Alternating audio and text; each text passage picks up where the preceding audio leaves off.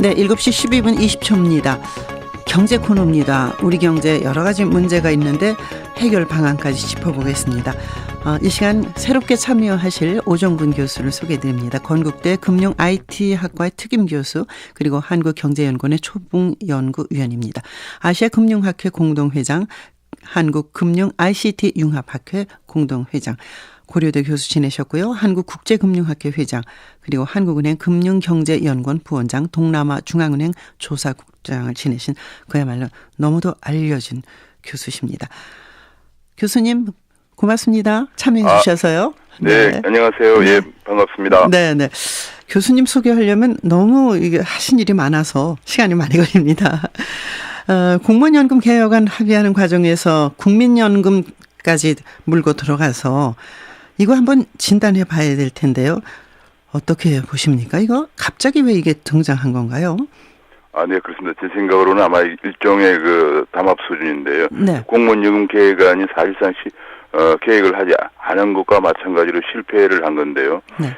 그러다 보니까 이제 공무원연금 계획이 되어야 되는 상황에서 안 됐기 때문에 아마 물타기식으로 그러면 이제 국민연금도 좀 더 많이 주자 뭐 이런 그 식으로 네.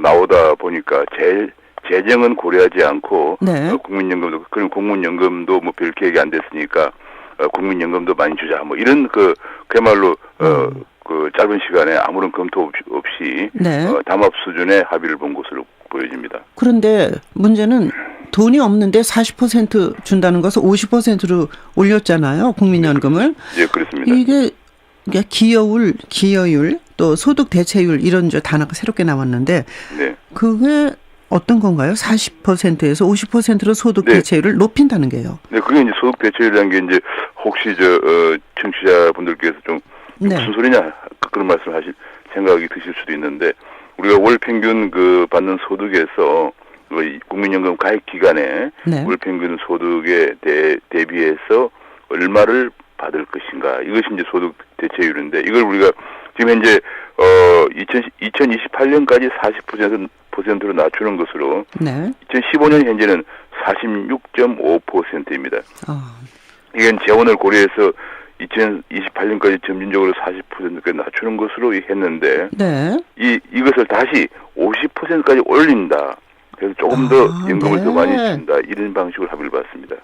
즉 그러니까 그동안에 이제 국민연금 개혁을 몇 번 하면서 50%였던 거를 하나하나 낮춰서 현재는 46.5%가 돼 있는 것을 다시 50%로 환원해서 높여주겠다. 이렇게 된 거군요. 네, 그렇습니다. 예. 와, 이건 무슨 짓 그러면 안 되겠지. 그렇게 말입니다. 그러게 말입니다. 선진국의 소득 대체율은 어느 정도인가요? 선진국인데. 선진국 소득 대체율 대체로 OECD 평균이 40.6%입니다. 예컨대 한국보다도 더 2배 이상 잘 살고 네. 국제도가 잘 돼 있는 독일도 42.0%고요. 네. 그다음에 영국은 32.6%, 미국도 38.3% 정도입니다. 네.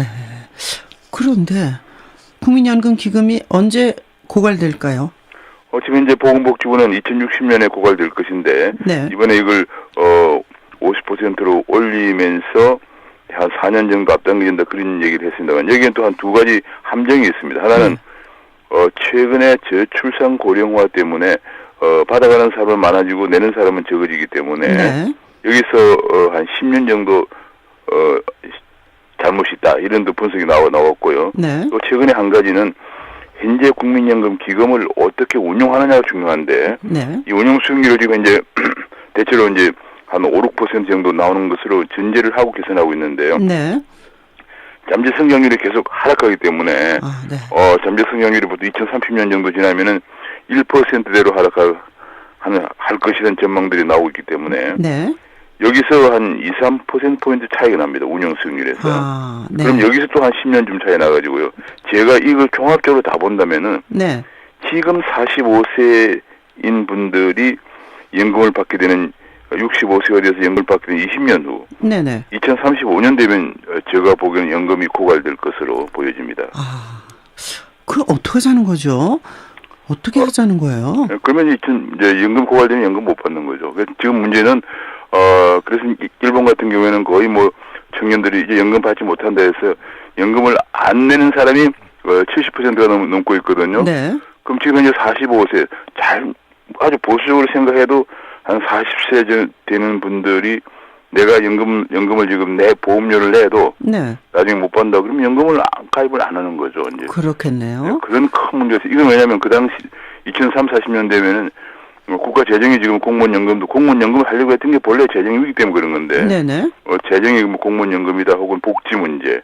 그다음에 이런 것들 파탄 상태가 될 것으로 보여지기 때문에 네. 돈을 누가 대줄 데가 없습니다. 그렇기 때문에 아마 이것이 20년 정도 지난 뒤에는 우리 사회의 가장 큰 폭탄 네. 요인이 될 것으로 보여집니다. 그야말로 그건 폭탄이죠. 그렇습니다. 지금 네. 그리스가 바로 그런 문제가 발생한 겁니다. 아니 그런데 어떻게 이렇게 할 수가 있는지 모르겠어요. 지금 이제 교수님 말씀 중에 하나 더 질문하고 싶은 건 국민연금 운영 수익률 돈 들어온 걸 가지고 이제 어디다가 뭐 건물도 사서 임대도 하고 또 어디에다 투자도 하고 이런 게 이제 운영하는 건데 우리의 그 운영 수익률이 선진국에 비해서 낮은 건가? 그 방식이 다른 건가요? 네, 그래서 선진국에 비해서 굉장히 낮습니다. 아주 낮은 건 아닌데 한 1% 낮습니다. 근데 문제는 이것이 1%포인트 운영 수익률 차이가 약 5년 정도의 고갈 시기를 결정하기 때문에 네. 굉장히 중요한데 우리나라의 운영 수익률이 낮은 여러 가지 이유가 있습니다. 그거 가장 큰 이유가 국민연금관리공단이 보건복지부 산하에 있기 때문에 네네. 정부나 정치권이 좌지우지해가지고 예를 들면은 경기가 안 좋으면 경기 부양책으로 쓴다든지 네. 심지어는 정시가 안 좋으면 정시 부양책으로 쓴다든지 이런 식으로 하다 보니까 네네. 이것이 지금 문제입니다. 그래서 우리의 그 미래 살림살이를 미래 노후 생활을 그렇죠. 정말 위해서 우리가 맡겨놓은 돈인데 이거를 경기 부양이나 정시 부양책으로 쓴다는 건 말이 안 되죠. 그래서 네. 이거를 지금 현재 논의 중에 있는데 독립된 기구에서 해야 한다고 그러는데 또 이것도 꼼수가 있어요. 정부에서는 네. 연금관리 공사를 국민연금 투자 운영 공사를 만들자 그러는데 공사 만들면 또 낚아서 인사만 내려오고 또 마찬가지거든요. 네네. 이것도 꼼수. 그래서 제가 보기에는 완전히 독립된 우리의 국민들의 노후를 정말 책임져야 하는데 완전히 독립된 저는 국민연금 기금 운용원 같은 누구도 손 못 대는 네. 독립된 기구를 만들어야 한다고 주장을 하고 있습니다. 우리가 이제 세월호에서 아주 명확히 알게 된 것이 관폐라는 거 아닙니까? 그렇습니다. 네. 공사 만들면 빤합니다. 또 뭐 관폐가 그렇죠. 내려오고 말이죠. 관폐 내려오면 관폐가 내려오면 이제 정부나 정치권 눈치 보고요. 네. 그러다 보면 또 뭐 지금과 달라질 게 하나도 없어요. 또 정시 또 부양책으로 써버리고 부양책 쓰고 경기 안 좋으면 경기 부양 이런 식으로 하다 보면 운영 수익률이 제대로 날 수가 없고 또 한 가지는 우리나라 거기에는 현재 대표들이 네. 운영위원들이 뭐 노동조합에서 들어가 있고 뭐 사행자단체 들어가 있고 뭐 이런 식이에요. 네네. 이거는 정말 주식 채권, 외환, 네. 그다음에 무슨 파생상품 이런 데 투자해서 수익을 올려야 하기 때문에 네. 그 분야 최고 전문가들이 들어가야 되는데 그렇죠. 이게 무슨 말이죠. 이것도 그냥 무슨 뭐 온갖 사회단체가 들어가 있어요. 우리나라에는. 네. 이거는 말이 안 돼. 그래서 앞으로는 전문가 중심에 네. 독립된 기구를 해서 운영 수익률을 올려주면은 연금 고갈 시기를 몇 년은 더 늦출 수 있다고 보여집니다.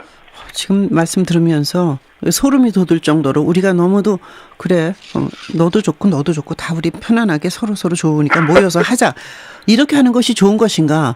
그걸 운영할 수 있는 정말 최고의 전문가들이 모여서 수익률을 내는 것에 집중하는 운영 방식이 좋은가를 고민하게 하는데 이거 왜 그렇게 못하는 거죠? 왜 그렇게? 이게 이제 그 일종의 파퓰리즘인데요. 네. 지금 당장 이렇게 함으로써 이제 지금 말씀하신 대로 너 좋고 나 좋고 다 좋다. 네. 하다 보니까 지금은 당장 좋은데 네. 20년 뒤 지금 한 40세 정도 되는 40세 전후 되는 젊은 사람들이 20년, 25년 뒤에 연금 받을 때가 되면은 이제 아무것도 없는 거죠. 네. 이게 모든 것을 미래 세대에 부담으로 남겨주고 네. 지금 그야말로 내년 총선이 있고 후내년 대선이 있고 하다 보니까 지금 아까 여기 바로 공무원 연금 계획하려고 그러다 공무원 100만 명과 그 가족을 생각했고 그거 하다 보니까 이것도 욕먹는 거 아니냐? 그러니까 여자가 모여가지고 한다는 게 그럼 우리 국민 연금도 더 많이 주게 하자. 네. 뭐 이렇게 하다 보니까 그러면 지금 당장은 파퓰리즘으로 인기 영합이 될지 모르겠지만 청년들이 네네. 나중에 돈을 받지 못하니까 완전히 미래